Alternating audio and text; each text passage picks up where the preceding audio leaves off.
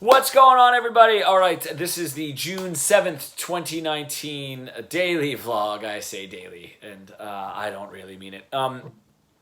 Just because I don't know, maybe some days I don't really have all that much to say. But today was a solid day. There's a couple things that I wanted to get into that I hope helps you guys. And then somebody had a question. Let's get into the question first. It was... should I release, I think the person had 10 songs, something around 10 songs.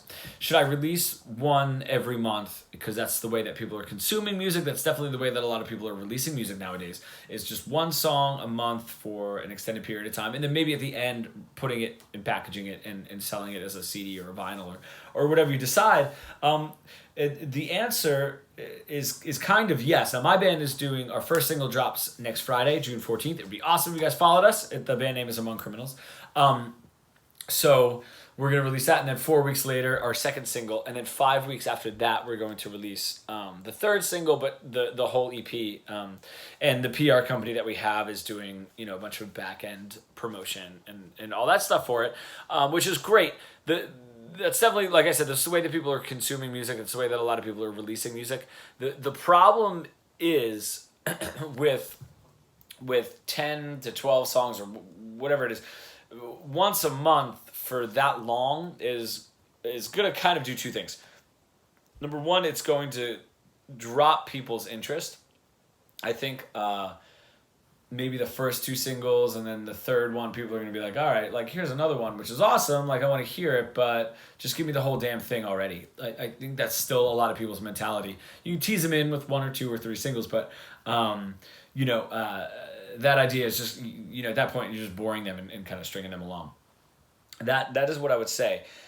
Instead, now it's really good because it drums up interest every month, you know what I mean? And there's maybe a blog that didn't cover you that will for the second single, like they like the second single more than the first, whatever it is. So it's keeping some interest and keeping some peak promotion. The problem is what the hell was I gonna say? The problem is it's going to get old very quickly, and also you gotta think, like, are you gonna be that excited? Like, are you gonna release your best 4 and then the next 6 or 7 or 8 are going to be not your best? Are you going to like the 12th song that you put out after a year, and not putting out anything new? So that's something to consider. Now, if the reason is to drum up interest for like every 4 or 5 weeks or whatever it is, and kind of bring people back in, I would recommend maybe doing something a little different. So what we're going to do is our first single comes out, second single comes out, and then we have the whole EP. Somewhere in the middle there, we're going to release the music video for the first single. Then after the EP drops, we're going to release a music video for the second single. And then we're going to release a music video for a third song.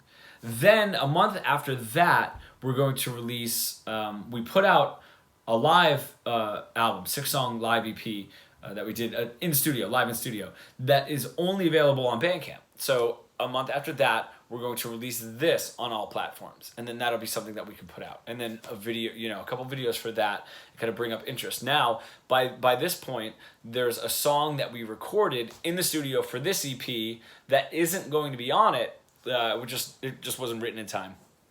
That we're going to release as a single, should be around maybe, I think we're about in December or January at this point. So then that'll come out with another song.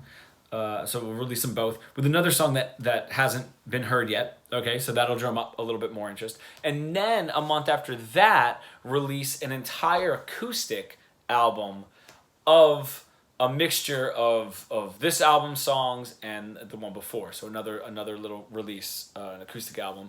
And then from there, it'll kind of be like, whatever we decide that we're going to put out or kind of drum up interest. That is going to be way more interesting for people. You know what I mean? Because it's not just one song or, one song or one video or whatever it is. That would just be my take. Everybody's different.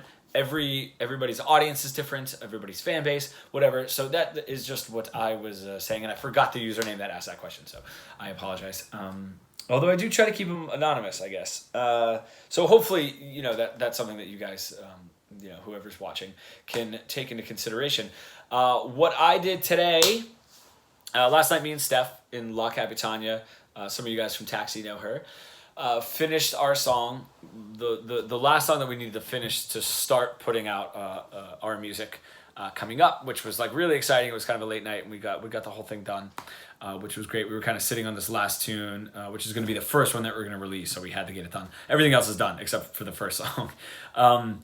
So that was really exciting. And then today, I was just outside, actually a little sunburnt. I was outside just painting all day, another side gig. I've been doing that and, driving for DoorDash. On the weekends, I do wedding setups very, very early in the morning and breakdowns very, very early in the morning. A couple gigs here and there, teach a guitar, the whole deal.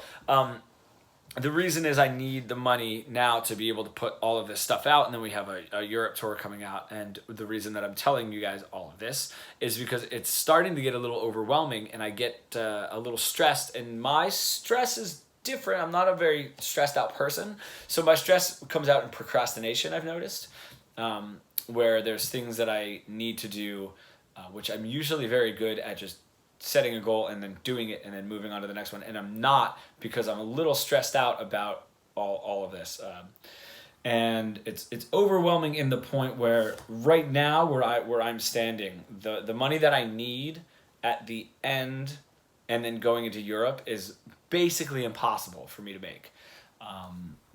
So like, even if I just scrape everything that I have together, it's impossible. But that doesn't mean that it's not going to happen. It's just where I'm standing right now, it looks impossible. And that is something that I kind of want to drill into people, because what I get asked a lot too about booking especially is Europe and how do you go about it. And it just seems so foreign to people touring in Europe, whether it's solo or whether it's with a band. And, ooh, that coffee has been sitting out for a little while. So it's very foreign to people, and I remember when it was completely a foreign idea to me. It would seem like impossible. And I remember the second tour that I had done out in Europe, just because the first one I was assisted. There was a band that I opened for, and then I filled in a couple dates kind of by myself, which was a little bit easier. Then the next time I went out, me and a buddy, mutual friend who lives out in Germany, we booked it together. And it was there was absolutely no way. I was leaving just before the New Year, and my brother got married December 12th, I think it was. And I was living in California. I was just sleeping on someone's floor in California. I was working a lot, but not making a lot of money and spending LA money. So that was really expensive. And I remember I went to my brother's wedding. I did pay for the tux, a little bit of a gift, bachelor party money, the whole deal. So as it stood, it was absolutely impossible for me to do it. And I called my buddy, and he said, dude, I have a wife and a kid. This is how I make my living. If you bail, I can't get gigs to replace these. You're kind of screwing me here, and I'm not going to have the money that I need for my family. And he's just like, what's going on? This is not something you usually do. And I said, fuck, you're right. So I kind of bucked up and I did it, and I was able to make it happen. And it ended up being the most amazing tour, stress-free, awesome time, made a bunch of friends, had a blast, and it was very productive tour.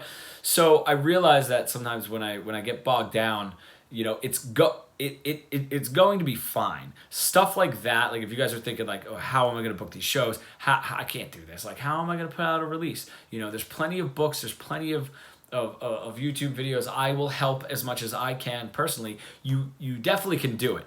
And I think what we really need to do is put ourselves in a position of like, it could be so much worse. The stress that I'm feeling right now of like, how am I going to make this money? If I don't pay the PR company on the next leg, like they could possibly take me to court because I signed an agreement that I have to pay them. Do you know how many people in this world would love for that to be their stress? And that's I think that's something to be considered. So there's so many things that are possible. I'm very excited right now because as it stands, the Europe tour is very possible for me. So now releasing a whole bunch of music while being in the studio with another band, while working, a billion hours a week, while paying for another release with another band, while having to save up for a Europe tour that's coming, and while trying to figure out how to run a Kickstarter is all very overwhelming. But when I get through it, it's going to make the end so much better. And then anything that I do after that, I can look back at this and be like, nah, I did that. I should have this. So I love you guys. Thank you for following, and I'll talk to you tomorrow.